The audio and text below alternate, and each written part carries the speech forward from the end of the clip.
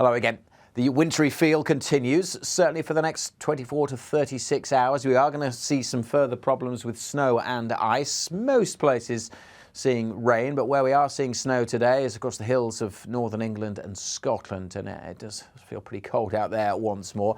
Here's the bigger picture. Beautiful swirl on the satellite image. Deep area of low pressure to the west of Iceland, and look at this further south. This mottled looking cloud is a whole raft of heavy, even thundery showers that are pretty cold. Their source region is from Arctic Canada, so they'll be bringing some snow in places during Friday. Ahead of that, we've got this bank of cloud. That's a weather front bringing wet weather across much of the UK. Hitting the cold air, it was a frosty start this morning, and we've seen that wet weather bring some snow over the hills of Northern Ireland. And now, for the next few hours, certainly some pretty grim conditions on the higher routes across northern England and Scotland. But even at lower levels, at least for a time, we could see some snow before it generally turns back to rain through the afternoon.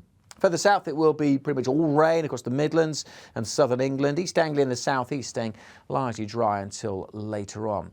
Temperature-wise, well, eventually turning a little milder from the southwest. We could get up to maybe 8 or 9 Celsius later on, but still feeling pretty cold for most with that wet weather moving in, just 3 or 4 Celsius. And the rain eventually arrives across the southeast through this evening. As it clears, the air turns colder and the showers then arrive, and those showers packing in across the northwest in particular.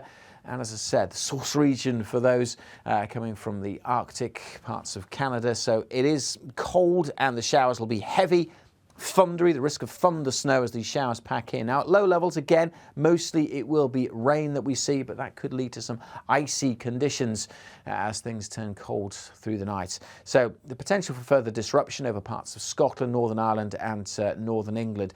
We do have a Met Office yellow warning in place for that, continuing into Friday morning. Temperatures generally not as low tonight, more of a wind keeping the temperatures up, generally a touch above freezing in towns and cities, but certainly in rural areas across northern Britain there will be some pockets of frost.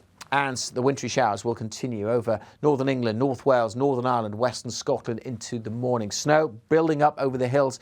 Could see some quite heavy dumps of snow in a relatively short space of time in these showers, but there will be also hit and miss. Further south, we'll see this zone of wetter weather creeping into Wales and southern England during the day. That will mostly again be of rain at low levels, but some snow is possible, certainly over the hills of South Wales and the moors of southwest England for a time during Friday. Much of the east staying dry and bright through the day, but it is going to feel cold wherever you are. Temperatures 3 or 4 at best for most, maybe 6 or 7 across the south, but add on that wind and when the showers come along and it will feel an awful lot colder.